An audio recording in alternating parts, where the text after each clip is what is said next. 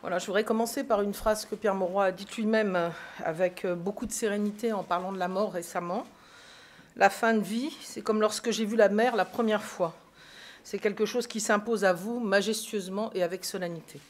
On peut dire que quand il s'agit de Pierre Mauroy, tout doit être à cette hauteur-là, en effet, y compris sa disparition. Et vous pensez bien que ceci me bouleverse aussi la lecture de cette belle phrase, comme il savait tant les faire au moment où je dois devant vous parler effectivement de cette disparition. Dire tout simplement à la fois la vive douleur qui est la mienne et le chagrin immense comme ceux qui m'entourent. Depuis ce matin, comme chacun d'entre nous, comme tous les Lillois, me remontent les souvenirs de ce que nous avons vécu ensemble, et encore ces derniers jours, les dernières conversations où jusqu'au bout Pierre Mauroy voulait savoir ce qu'allait faire le président de la République sur tel ou tel sujet, comment allait le Parti socialiste, si on avait avancé dans tel quartier de la ville. Voilà, c'était lui toujours là, dans les engagements qui ont été ceux de sa vie. Je voudrais dire aussi, et je le vois depuis ce matin où j'ai été évidemment en contact avec sa famille, avec les autorités, mais aussi avec des Lillois. Je crois qu'aujourd'hui, tous les Lillois, et je peux dire aussi sans doute beaucoup d'hommes et de femmes de la communauté urbaine sont en deuil. Et ils ont l'impression d'avoir perdu quelqu'un de proche, quelqu'un de leur famille. Et je le dis d'autant plus que Pierre Mauroy était pourtant quelqu'un qui imprégnait et donnait une certaine solennité à sa présence. Mais je crois que chacun ressentait pour lui beaucoup d'affection. En tout cas, c'est ce que nous ont dit tous les Lillois que nous avons rencontrés depuis ce matin. Je crois qu'on peut dire que les Lillois ont Pierre Mauroy dans leur cœur, que tous les Lillois ont Pierre Mauroy dans leur cœur. Ça a été un formidable maire de Lille. Je lui ai rendu hommage au mois de janvier lorsqu'il a quitté l'ensemble de ses fonctions. Et je lui ai dit, et je crois que c'est réel, qu'il est un géant ici, dans notre ville, dans notre région. Et nous aimons bien d'ailleurs l'appeler ainsi. Je crois que tout le monde sait que l'attachement qu'il avait pour la ville, à qui il a tant donné et qui lui a aussi beaucoup donné, il le disait d'ailleurs souvent, la ville aujourd'hui elle porte, vous le savez, son empreinte. Il l'a fait passer d'une ville en difficulté, dans une région en difficulté, à une ville totalement dans le XXIe siècle, je crois qu'on peut le dire. Chacun se souvient du TGV. Il s'est bagarré comme il savait se bagarrer pour pouvoir obtenir qu'il passe au cœur de la ville, de sa fameuse aussi turbine tertiaire, Euralil, qui était tant critiquée et qui a permis de changer totalement l'image économique de la ville. Mais on peut aussi parler de la renaissance du Vieux-Lille et du centre de la ville qu'il a entraîné. Et comme toujours, je dirais, pour lui, il liait à la fois un volontarisme, une vision et la volonté de l'action et du changement. Ce n'est pas un homme qui avait une vision théorique, qui annonçait chaque jour des grandes idées. Non, les grandes idées ne l'intéressaient que parce qu'il était en capacité de les mettre effectivement en pratique. Je me souviens évidemment aussi avec émotion du moment où, dans son bureau, il m'a proposé de lui succéder en 1994, invité d'ailleurs par Pierre de Saint-Ignon pour soutenir Patrick Kanner aux élections cantonales. Et je l'ai dit à chaque fois, et je le redis encore aujourd'hui, c'est toujours avec beaucoup d'émotion, mais aussi de sincérité que j'ai toujours dit que je mettais mes pas dans les siens, ses grands pas, ses grands pieds, comme il aimait dire, et il y a de l'espace et on sait qu'on peut avancer. C'est comme ça d'ailleurs que la métamorphose qu'il a engagée dans la ville, nous l'avons poursuivie dans tous les quartiers. Et là aussi, il posait des questions en me disant, oui, il faut garder, tu as raison, les quartiers populaires dans la ville, oui, ce que vous faites dans ces quartiers, c'est la poursuite de ce que j'ai fait pour Lille.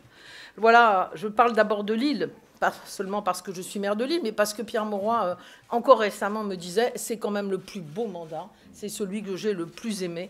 Et vous savez combien il aimait sa ville, je crois qu'on peut le dire ainsi.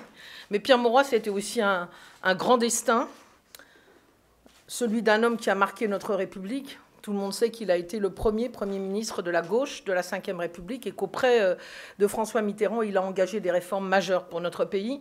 On se souvient bien sûr des réformes de société, l'abolition de la peine de mort, l'ouverture de l'audiovisuel, mais aussi de ces grandes réformes, la décentralisation.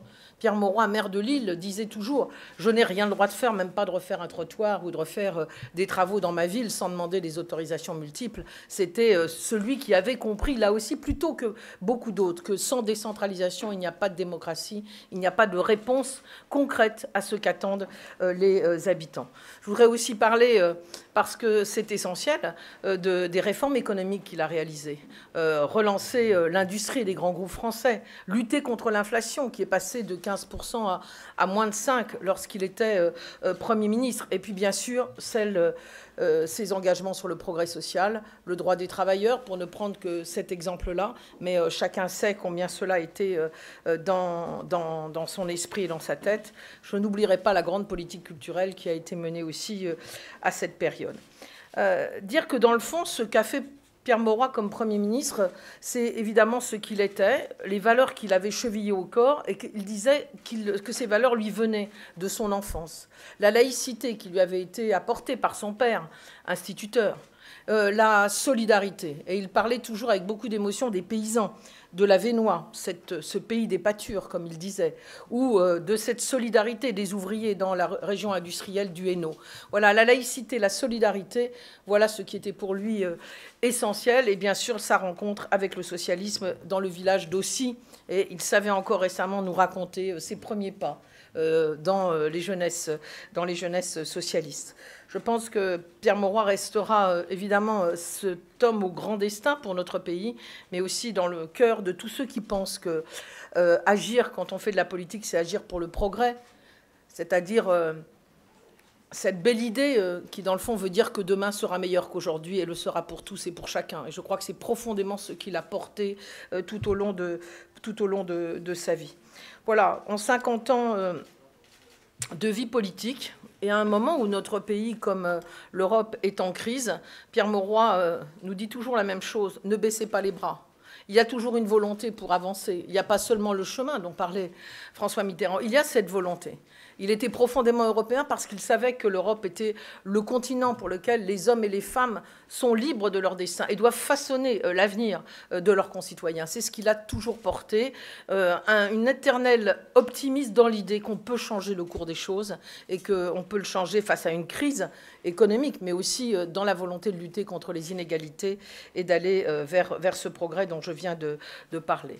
Je voudrais simplement dire que ce combat, nous le continuons ici, bien évidemment, dans sa ville, dans la communauté urbaine de Lille. Mais je crois que tous les hommes et toutes les femmes de progrès savent bien combien nous n'oublierons pas Pierre Mauroy dans les engagements qui sont les nôtres, dans notre pays comme dans notre région. Et je crois que c'est aussi un message que j'avais envie de vous passer au nom de nous tous et au nom de multiples personnes qui sont dans la peine aujourd'hui.